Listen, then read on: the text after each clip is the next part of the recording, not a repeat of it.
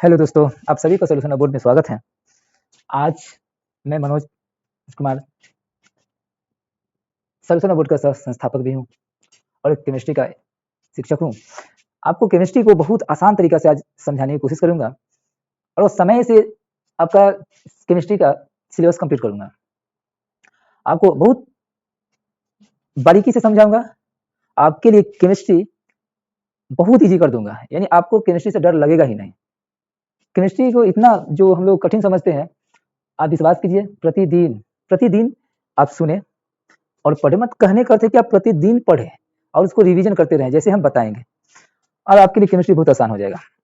हाँ, एक काम जरूर कीजिएगा आप सभी कि आप सभी लोग एलिमेंट आप पढ़े हैं 9th क्लास में, यानी कम से कम अभी कम से कम 30 एलिमेंट, यानी कहने का अर्थ है आपको बोले एलिमेंट यानी तत्व का जो आपका नाम है याद होनी चाहिए और जो संकेत है यानी सिंबल याद होनी चाहिए। जैसे कहें अगर हम बोले हाइड्रोजन, आपको संकेत याद रहना चाहिए कि हाँ उसकी संकेत H होती है। ऐसा ही एटॉमिक नंबर होता है,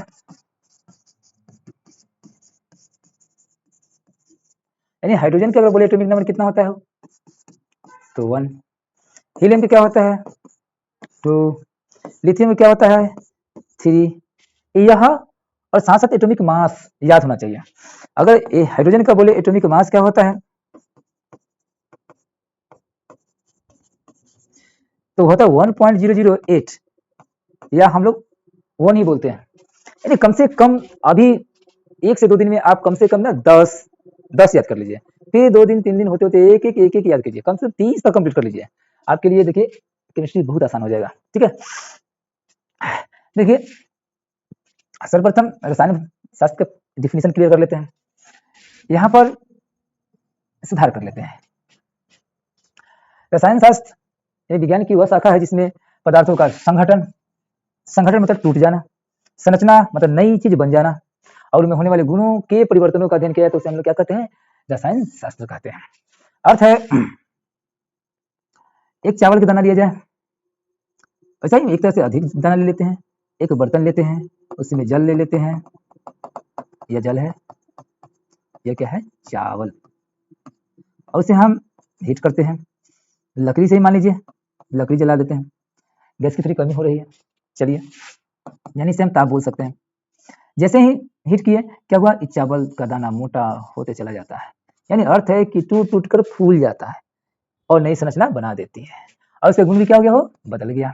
इसी के हम अध्ययन करते हैं वो कहलाता है रसायन शास्त्र। यह जैसे लिखा हुआ O2H2 बना जल यानी H2O, देखिए यह संतुलित नहीं है।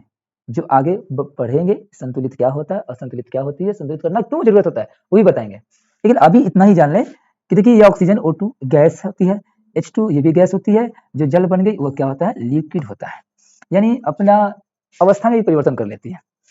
जैसे दूध से दही बन गया, यह एक परिवर्तन है। तो कैसा परिवर्तन है रासायनिक परिवर्तन है। दही से दूध नहीं बन सकती है, यही तो केमिस्ट्री है। देखिए केमिस्ट्री के लिए जो वैज्ञानिक हैं जो हम लोगों के लिए इसके बारे में एक क्रमबद्ध तरीका से व्यवस्थित किए हैं, उसे कहा जाता है शुरुआत करने वाला या जन्म या जनक कभी कहते हैं। अतः एंटोनी लेवोइसियर या लेवोइजर भी लिखा रहता है इंग्लिश में, को इनको क्या किया जाता है आधुनिक रसायन विज्ञान का जनक माना जाता है। उन्होंने ऑक्सीजन की भूमिका, दहन और द्रव्यमान संरक्षण के नियम की खोज की एवं रसायन विज्ञान को एक सुव्यवस्थित रूप दिया। कहने का अर्थ है इन्होंने ऑक्सीजन की भूमिका यानी ऑक्सीजन की भूमिका क्या होती है उसके बारे में यह बताएं। जैसे अगर लिया जाए हम बोले ऑक्सीजन की भूमिका के बारे में, देखिए ऑक्सीजन के बिना कोई वस्तु जलेगी नहीं, यानी कोई वस्तु को जलाने के लिए ऑक्सीजन चाहिए, उसको भी छोड़ दीजिए, अपने आप को ले लीजिए। अगर ऑक्सीजन ना हो तो हम लोग जीवित नहीं रह सकते। यानी ऑक्सीजन किस प्रकार, चाहे वो सजीव हो या निर्जीव हो, उसके लिए कहीं ना कहीं निर्जीव के लिए यानी हम लोग के लिए आवश्यकता है, जीवन के लिए तो है ही। यदि हम बोले सूखी लकड़ी, कुछ भी लकड़ी लिए बहुत सारा, ये लकड़ी है, इसे हमें जलाना है ईंधन प्राप्त करने के लिए। ईंधन प्राप्त करने के लिए क्या करना होगा, मान लेते हैं माचिस की तिल्ली लिया जाए, तो ऑक्सीजन चाहिए ना, तभी ना पकड़ेगा, तभी हमें ईंधन देगी, उसे ऊर्जा मिलेगी तो हम कुछ ना कुछ कार्य करेंगे। तो क्या, और वो सभी भूमिकाओं के बारे में इन्होंने बताए। साथ साथ द्रव्यमान संरक्षण का नियम, द्रव्यमान संरक्षण का नियम क्या कहती है, द्रव्यमान संरक्षण का नियम यह कहती है कि हमारे पूरे ब्रह्मांड में, या हम कोई भी एक निकाय ले ले, निकाय कहने का अर्थ है एक छोटी सी बर्तन ही रख ले और इसको निकाय कह देते हैं। अगर कहने का अर्थ है कि अगर एक बर्तन है, मान लीजिए पूरे ये ब्रह्मांड ही है, इसका द्रव्यमान मान लेते हैं 100 kg है, तो कहने का अर्थ है यह इसका कभी इस द्रव्यमान या मास का विनाश नहीं होगा, यानी इसमें कमी नहीं होगी और नहीं कभी वृद्धि होगी। इस तरह की बात इन्होंने बताया। और साथ साथ क्या के रसायन विज्ञान को एक व्यवस्थित यानी सुव्यवस्थित रूप से यह प्रदान किए, जो हम सभी लोगों के लिए बहुत ही लाभदायक है। आगे बढ़ते हैं। चलिए, वह थे कहाँ के, वो एक फ्रांसीसी थे जिनका जन्म हुआ था 1743 ईस्वी में और इनकी मृत्यु 1794 ईस्वी में हो गई। देखिए, ये लोग जो होते हैं, जो भी कुछ करके गुजरने वाले, उनका जीवन काल बहुत छोटा होता है, अपना जीवन लगा देते हैं उसमें। भले जीवन छोटा, लेकिन ऐसा कुछ दे के गए कि हमें जीवन में बहुत सभी मनुष्यों को लाभ पहुंचाती है। पर कभी कभी जबीर इब्न को जबीर इब्न हयान कहते हैं, हयान, यहाँ यह है, जैसे लिख सकते हैं हयान, को रसायन विज्ञान का जनक माना जाता है। इसकी विशेषता उतना क्लियर नहीं है, लेकिन इनका भी बहुत कुछ योगदान है। अब आते हैं केमिस्ट्री को समझने के लिए हमको सब्सटेंस यानी पदार्थ को समझना होगा। कहता है वो सभी वस्तु जिसका आयतन, भार, द्रव्यमान, घनत्व आदि हुआ पदार्थ कहलाता है। आप कह सकते हैं जो वस्तु स्थान घेरती है वो सभी पदार्थ कहलाती है, और जो स्थान घेरती है कुछ ना कुछ उसमें मास है, आयतन है यानी वॉल्यूम है, ठीक है, डेंसिटी है ही। हम सब अपने आप को रख लीजिए, हवा को भी रख लीजिए, सभी है, यानी ईंटे, पत्थर है, पत्थर, सभी जीवित पदार्थ इत्यादि। आगे देखते हैं पदार्थ।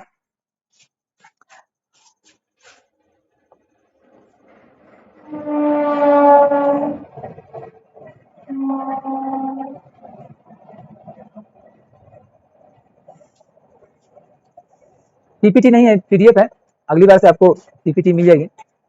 देखिए, पदार्थ के बारे में बता दिए, पदार्थ को डिवाइड किया गया। अच्छा समझिएगा, इसको तो सभी का डेफिनेशन उपलब्ध है, इस सभी को हम अभी साथ साथ बोलते चलेंगे, समझ जाइएगा। पदार्थ को दो भागों में बांटा गया, भौतिक पदार्थ, रासायनिक पदार्थ। भौतिक पदार्थ आप बोल सकते हैं फिजिकल मैटर, रासायनिक पदार्थ केमिकल मैटर। भौतिक पदार्थ क्या होता है, उपलब्ध है यहाँ पर परिभाषा, वो सभी पदार्थ जो कुछ समयों के लिए रंग रूप बदलता है परंतु अपनी वास्तविक गुण नहीं बदलता, वह सभी भौतिक पदार्थ कहलाता है। वास्तव में यही सत्य है। भौतिक पदार्थ मतलब कि देखिए, वास्तव में वो अपना प्रॉपर्टीज नहीं बदलती है, लेकिन वो अपना स्टेट्स बदल लेती है, यानी कहने करते अवस्था बदल लेती है। अगर हम बर्फ ले लें, किसी बर्तन में बर्फ रखा हुआ है, पिघलाने की जरूरत आपकी जरूरत नहीं है, आप 0 डिग्री सेल्सियस भी तापमान दे दीजिए तो पिघलना आरंभ कर देते हैं। यानी मान लेते हैं कि यह फर्स्ट सेकेंड बर्तन यहाँ पर दिखा देते हैं, और यह सभी क्या हुआ, बर्फ जो है किस अवस्था में आ गई हो, द्रव्य, ऐसा द्रव्य यानी लिक्विड अवस्था में आ गया। तो यह जो है, तो यह जो बर्फ ही है, यह बना, यानी कह सकते हैं कि यह जल का ही एक रूप है। ये किस अवस्था में, लिक्विड अवस्था में, लेकिन यह भी कौन है, जल ही है। तो चेंज, प्रॉपर्टी चेंज नहीं हुआ है, यह कहने के कुछ समय के लिए यह इसका जो रूप रंग जो कह रहे हैं वो बदल गया है, आकार बदल गया है, परंतु वह वही है, उसे कहते हैं भौतिक पदार्थ। हम सब अपने आप को कपड़ा चेंज कर लीजिए, क्या बदल जाएंगे? जैसे बता देते हैं, वह सभी जो लड़की हो चाहे महिलाएं हो, देखते हैं कि बहुत ऐसे होते हैं कि जो क्या कहते हैं पाउडर, सांवली है, काली है, चाहे कोई भी लड़का, वो पाउडर लगा लिया जाता है तो एकदम उजला नजर आने लगता है, क्या जैसे पानी मारा जैसे के तैसा, यानी कहने का अर्थ है कुछ बदला नहीं। देखिए, रासायनिक पदार्थ में क्या होता है, बदल जाता है, यानी अपनी अवस्था के साथ साथ प्रॉपर्टीज यानी गुण भी बदल लेती है, ऐसे कहते हैं रासायनिक पदार्थ। तो इससे पहले थोड़ा देर पहले उदाहरण दिए, दूध से दही, चावल से भात इत्यादि। आगे है इसे अगर कुल कहें, यह 5 अवस्था मानी जाती है, पहला ठोस, दूसरा द्रव्य, गैस, प्लाज्मा, बीईसी। इसके बारे में समझाएंगे। बीईसी बोस-आइंस्टाइन कंडेंसेट कहा जाता है। रासायनिक पदार्थ के 2 भागों में बांटा गया, निश्चित पदार्थ और शुद्ध पदार्थ। मिश्रित पदार्थ को भी दो भागों में बांटा गया, एक समांगी मिश्रण पदार्थ है, विसमांगी मिश्रण। तो हम करते हैं मिश्रित पदार्थ समझते हैं। मिश्रित पदार्थ का अर्थ होता है वह पदार्थ जिसमें एक से अधिक गुण वाले पदार्थ मिले होते हैं। अर्थ है कि सबसे अच्छा उदाहरण अगर लिया जाए मिश्रित पदार्थ का तो गर्मी का समय है, ले लीजिए आप, मान लेते हैं इसमें जल है, मान लेते हैं इसे भाई नमक भी है, NaCl नमक है, ठीक है। फिर मान लेते हैं, मानने में क्या जाता है, मान लीजिए इसमें नींबू का रस डाल दीजिए, थोड़ा मजा आ जाएगा।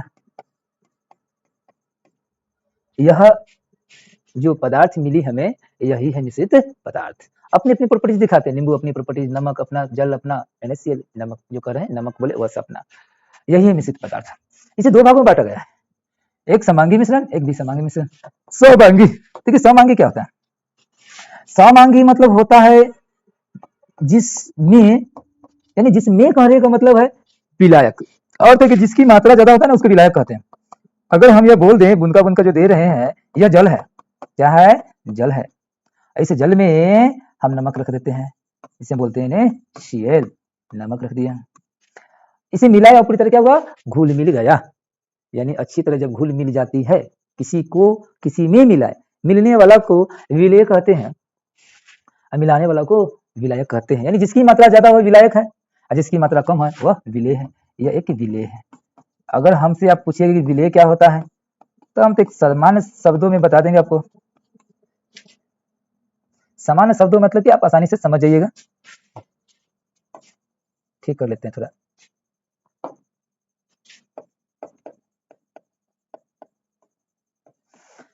देखिए विलायक, विलेय का अर्थ होता है जो गया घुल मिल गया, दिखाई दिया नहीं। मान लीजिए कि बिला गया किसी में जाके, नमक जल में रखिए, नमक कहाँ गया, खो गया, कहाँ, जल में, तो बिला गया मान लीजिए। ऐसा ही शब्द से बनता है विलेय, यानी पता चले अच्छा बिला गया, खो गया। खो गया जो किसी में वह है विलेय, और जो अपने अंदर खो दिया, यानी कहने का मतलब अपने अंदर ही छुपा लिया, वह है विलायक। तो कहने का मतलब जो दोनों दो मतलब कि विलायक और विलेय, यानी विलेय जो कि जाके अच्छे से विलायक मिल जाती है, उस तरह के मिश्रण जो प्राप्त हुआ हमें उसे कहते हैं समांगी मिश्रण। विसमांगी मिश्रण, विसमांगी मिश्रण क्या कहिएगा? बस मान लीजिए कि जल में, इसी जल में हम धूल, मिट्टी, कुछ भी पत्थर इत्यादि डालें तो भाई जो भी डालेंगे तो कौन दिखाई देगा, जो दिखाई दे रहा है यानी मिला नहीं। उस तरह का जो भी मिश्रण प्राप्त हुआ उसे विसमांगी कहते हैं। क्लियर? चलिए, जहां दिक्कत हो फिर से वीडियो देखिए, एक बार देखिए, दो बार देखिए, ज्यादा उब जाए तो छोड़ दीजिए, फिर कल होके नोट्स बनाते चलिएगा, ठीक ना। और उसे बनाकर एक फेयर कॉपी बना लीजिएगा। लिखने तो आपको जाएंगे नहीं, लेकिन आप अपनी ईमानदारी से यह काम करिएगा, अच्छा होगा। शुद्ध पदार्थ की बात करते हैं। शुद्ध पदार्थ क्या होता है? तो ये सर क्या है, ये क्या? शुद्ध, शुद्ध का अर्थ होता है वह पदार्थ जो एक ही प्रकार के अणु से मिलकर बनी होती है, अणु से मिलकर बनी होती है, यानी कहने का अर्थ है एक ही प्रकार के अणु से मिलकर बनी होती है।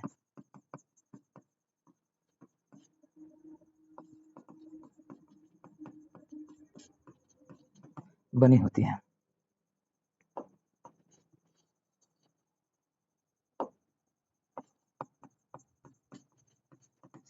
इसका अर्थ क्या हुआ?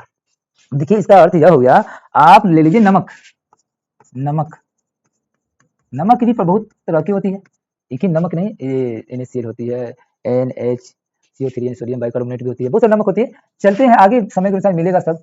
यह नमक है। यह जो, अगर हम नमक की बात करें, एक शुद्ध पदार्थ है। अगर जल में हम नमक रखें तो नमक वो कहीं भी वही अपना प्रॉपर्टी यानी गुण बताती है, यानी एक ही प्रकार के अणु से मिलकर जो भी पदार्थ बनी होती है उसे हम लोग उसे कहते हैं शुद्ध पदार्थ। जल वह भी शुद्ध पदार्थ है। शुद्ध पदार्थ को और आप समझ सकते हैं, जैसे आगे जाएंगे तो और समझ में आएगा।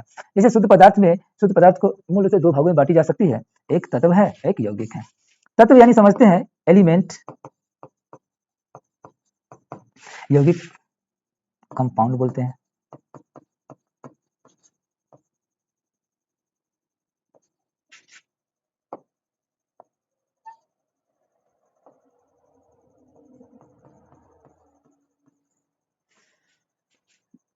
एलिमेंट समझ लेते पहले। जानते हैं आप सभी एलिमेंट कुल कितने हैं? 118 है, यानी 118, यानी 118। एलिमेंट को भी 3 रूपों में बांटा गया है, उससे अधिक भी है, ठीक ना। मूल रूप से कहते हैं धातु, अधातु, उपधातु। धातु क्या होता है? देखिए धातु आपका चैप्टर भी है धातु एवं अधातु, लेकिन फिर भी हम यहाँ समझाते हुए चलते हैं। धातु मतलब क्या होता है? देखिए वह सभी पदार्थ पदार्थ जो क्या होता है, तन्य होता है। तन्य का अर्थ होता है किसी को खींच कर पतला लंबा तार जैसा कर देना, ऐसा गुण उसमें है तन्य। आघात वर्धनीय, आघात वर्धनीय क्या, थूरने पर यानी हथौड़ा से मारे, ठीक ना। एक हथौड़ा मान लेते हैं, बना लेते हैं, ठीक ठाक नहीं बन रहा हथौड़ा ना, कोई बात नहीं है, किसी को वास्तव में मारना नहीं है। ये हथौड़ा मान लीजिए, थोड़ा सा अगर कहिएगा तो बना दिया जाएगा अच्छा से, समझ लीजिए। 1 मिनट,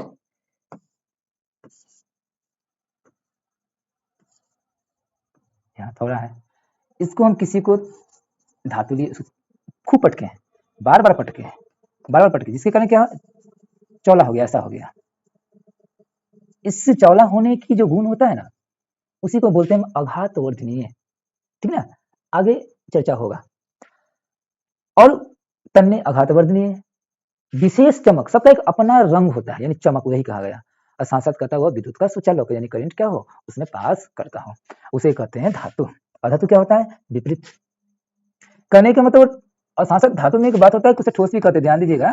ठोस कहते हैं, तन्य कहते हैं, मतलब ठोस होती है, तन्य का गुण होता है, आघात वर्धनीय होती है, एवं विद्युत का सुचालक होती है, उसका एक चमक होती है। अधातु, अधातु ठोस होती है, कोई शक की बात नहीं है। ये तय नहीं कि सिर्फ ठोस ही होती है, ठोस भी होगी, द्रव भी होगी, गैस भी होगी, परंतु यह क्या होती है, तन्य नहीं होती है, नहीं आघात वर्धनीय होती है, लंबा तार जैसा लंबा नहीं हो सकता है, और ये उसे तोड़ने पर चौला भी नहीं हो सकता है, और विद्युत का सुचालक भी नहीं हो सकता है, उसे कहते हैं अधातु। धातु में एक चीज है अपवाद, अपवाद सुने हैं, कहने का मतलब जो गुण होना चाहिए वो होता नहीं है। धातु में एक अपवाद है जिसे कहते हैं पारा, आप एच जी कह सकते हैं इसे, अपवाद है। ऐसा क्यों? इसमें चमक तो है परंतु ठोस नहीं है, अठोस नहीं होने के कारण भाई तन्य नहीं हो सकती है, यानी तार जैसा लंबा नहीं होता है, और यह आघात वर्धनीय नहीं है, इसलिए। लेकिन विद्युत का सुचालक है, इसलिए यह धातु में अपवाद है। एक और धातु में अपवाद होती है जिसे कहते हैं ग्रेफाइट, कार्बनिक की बनी पेंसिल में जो होती है ना काला काला, वह अधातु का अपवाद है। उपधातु किसे कहते हैं? उपधातु कहते हैं जिसमें धातु का भी गुण हो और अधातु का भी गुण हो, उसे कहते हैं उपधातु। आपको समझ में आ रहा हो?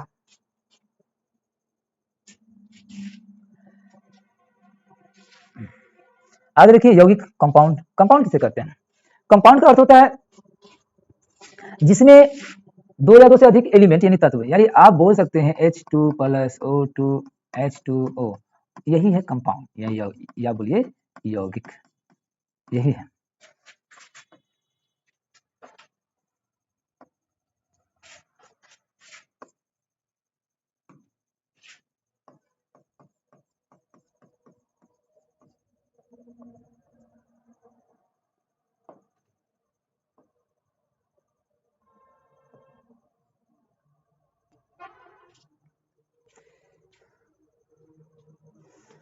यौगिक समझ गए होंगे। अनेक है एग्जाम्पल, आप Na प्लस Cl ले ले, क्या बन गया हो NaCl, ये भी क्या है? यौगिक है।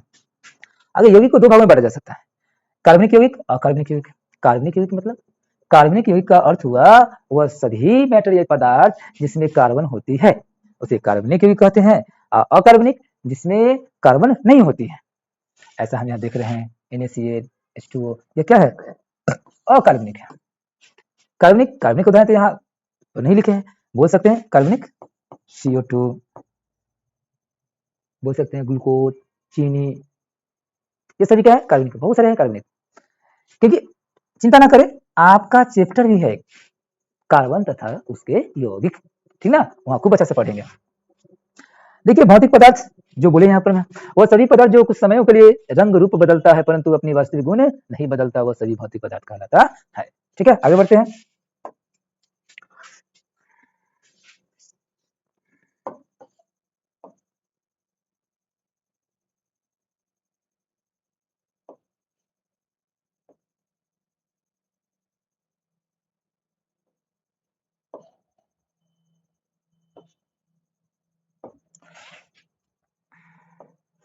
आगे देखिए एग्जाम्पल है भौतिक ठोस।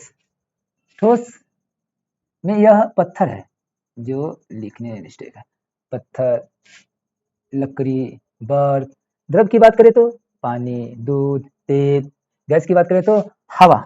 हवा ऐसे नहीं लिखा जाता है, चिंता न करें, टाइपिंग मिस्टेक। हवा। ऑक्सीजन यानी आप जानते हैं O2।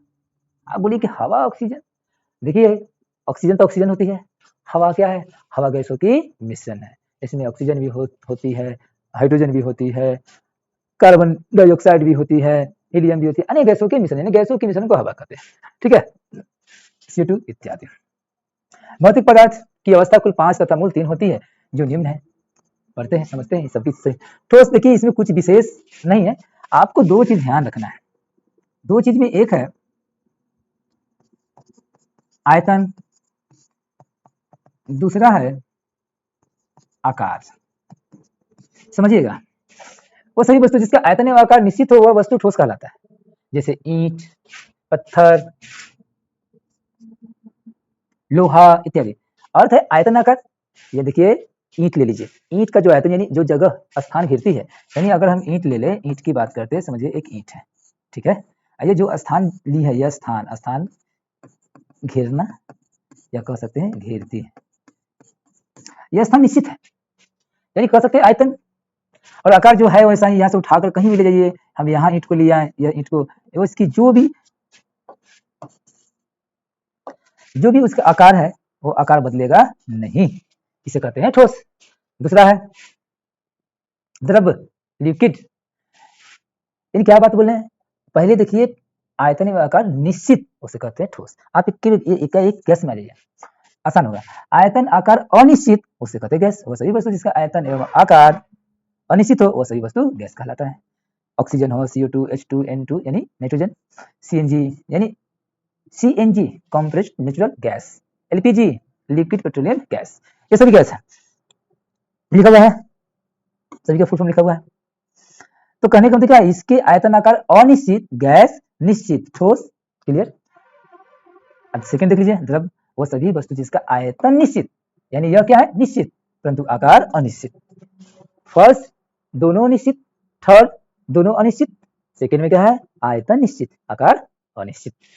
इसका उदाहरण अगर देखा जाए, एक गिलास ले लीजिए, जैसे समझ सकते हैं, इसमें जल रख दीजिए, समझिए। अगर इसी जल को निकाल के, इसका जो भी आयतन है, अगर इसी इतना ही जल को निकाल के एक ऐसा सा बर्तन में रखते हैं, क्या हो गया, आकार बदल गया। परंतु आयतन निश्चित क्यों कहा गया? जैसे इस बर्तन में रखी, इस बर्तन का आयतन ले लेती है, इस बर्तन को जहां भी रखिए आयतन क्या होगा, वैसा ही होगा, परंतु आकार क्या हो गया, चेंज हो गया। इसलिए कहा जाता है आयतन निश्चित, आकार अनिश्चित, इसे कहते हैं द्रव। तो जब गैस, चौथा है प्लाज्मा।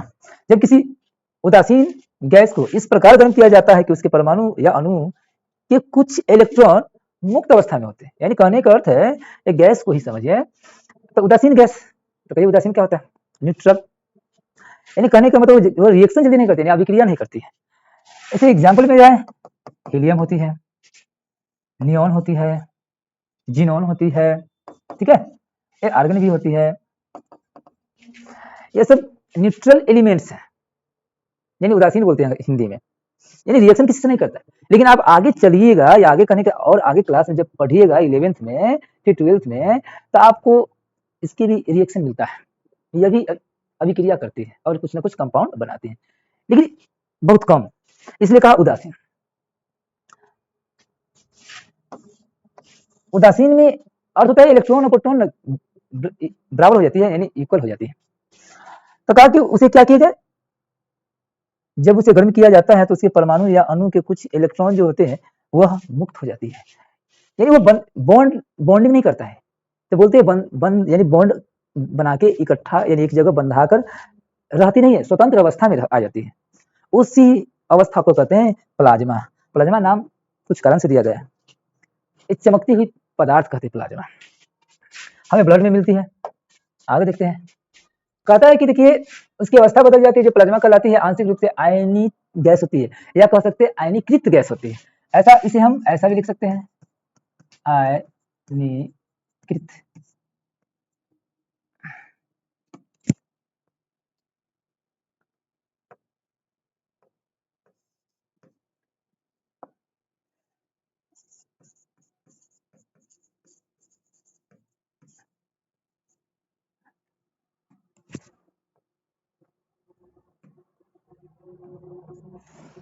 आयनीकृत होती है, जिसमें आयन, इलेक्ट्रॉन और उदासीन परमाणु होते हैं।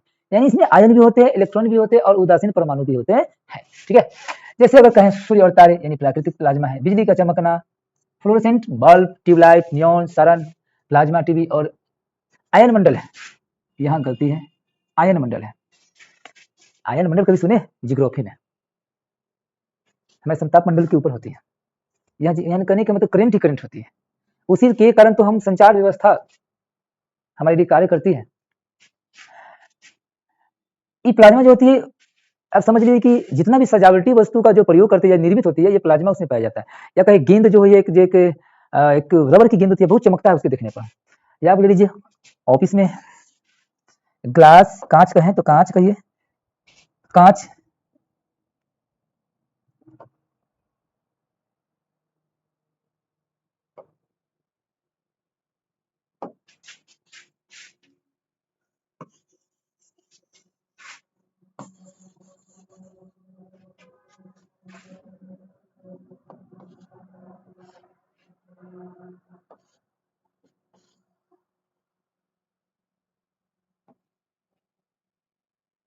ठीक है।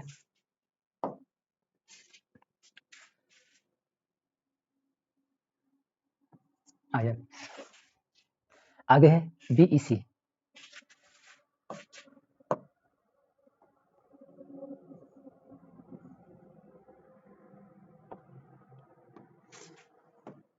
बीईसी यानी बोस आइंस्टाइन कंडेंसेट।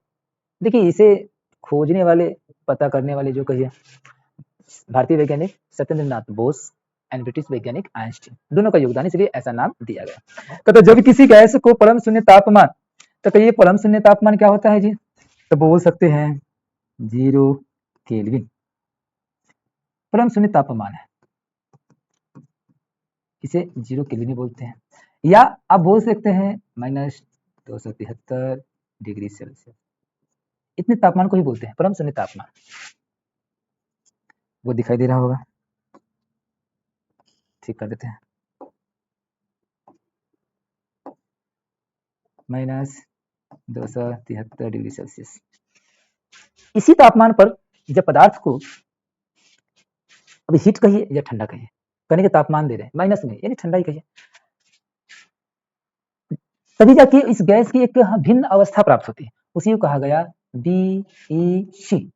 क्योंकि इन्हें खोजने में भारतीय वैज्ञानिक सत्येंद्रनाथ बोस, बोसा नहीं होगा, सॉरी, टाइपिंग करके पीडीएफ बनाने वाली गलती है, सत्येंद्रनाथ बोस ऐसे कर लेते हैं, बोस एवं आइंस्टाइन दोनों लोगों का सहयोग था, इसलिए इस अवस्था का नाम बीईसी रखा गया। अतिशीतलीकृत, जैसे कहने के अतिशीतलीकृत रूबिडियम गैस, रूबिडियम को ठंडा करने पर उसकी जो एक गैसीय अवस्था प्राप्त होती है वह भी है। सोडियम है, लिथियम है, पोटेशियम है, सुपरफ्लूइड हीलियम है, यह सभी बीईसी का एग्जाम्पल है।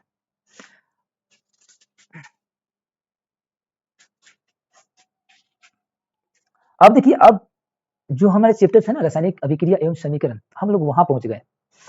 रासायनिक अभिक्रिया एवं समीकरण का पहला टॉपिक यहाँ पर रासायनिक अभिक्रिया यानी केमिकल रिएक्शन क्या है। जब 2 या 2 से अधिक तत्व या यौगिक आपस में सहयोग करके भिन्न या नए गुण वाले पदार्थों का निर्माण करती है, यह प्रक्रिया ही रासायनिक अभिक्रिया कहलाती है। अर्थ है कि 2 हो या 3 हो एलिमेंट या कंपाउंड हो, देखिए ये एलिमेंट है, ये भी एलिमेंट है, ये दोनों एक सोडियम है, नाम आपको याद करना पड़ेगा, इसे बोलते हैं सोडियम, इसे बोलते हैं क्लोरीन, ठीक है, गैस टाइप होता है। यानी कहने का अर्थ है ये दोनों मिला क्या बना दे NaCl, यह क्या है सोडियम क्लोराइड।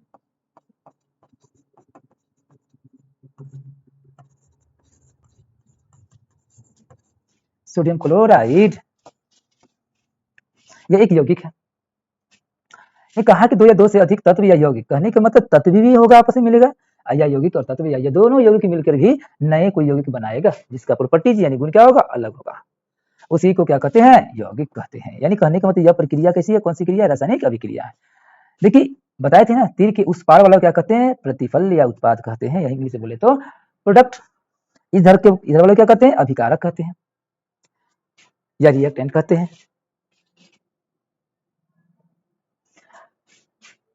आज सभी लोगों को इतना ही, ठीक है। नमस्कार, फिर मिलेंगे कल, और आपको प्रत्येक दिन इस तरह का वीडियो बनाते रहेंगे आपके लिए। जितना हो सके आप पढ़ें और आगे बढ़ें। सभी विषय मिलेगा आपको। हम 10th का साइंस, फिजिक्स, केमिस्ट्री, बायोलॉजी सभी देंगे आपको। सर्वप्रथम केमिस्ट्री पूरा कंप्लीट करेंगे तो फिजिक्स शुरू करेंगे, ठीक है। आप हमारे मनोबल को बढ़ाने के लिए कृपया चैनल को सब्सक्राइब कीजिए, लाइक कीजिए, तो हमें भी मनोबल बढ़ेगा और आपके लिए हम और भी बेहतर से बेहतर करने की कोशिश करेंगे। ये पीडीएफ है, थोड़ा छोटा लगता होगा, पीपीटी तैयार कर रहे हैं, अब आपको बड़ा बड़ा रूप में भी पढ़ाएंगे, देंगे, ठीक ना। यह शुरुआत है, पहला ही कदम है मेरा, लेकिन आखिरी नहीं, अभी तो शुरुआत ही है। हर चीज उपलब्ध कराएंगे। धन्यवाद, नमस्कार।